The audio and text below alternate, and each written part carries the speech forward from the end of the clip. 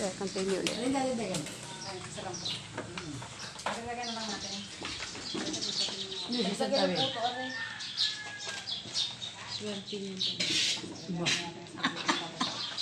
Abay, ginalwa ko na arit mga ray na rin.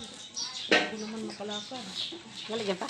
Oo, pa. Sasabihin ni na Maring, sinong in charge sa puto? Si Jillian, ina ko na papunta sa akin ang liit. Trupa ang sama ko. Ikaw. Ano ito mga natapos na sa Ilaya?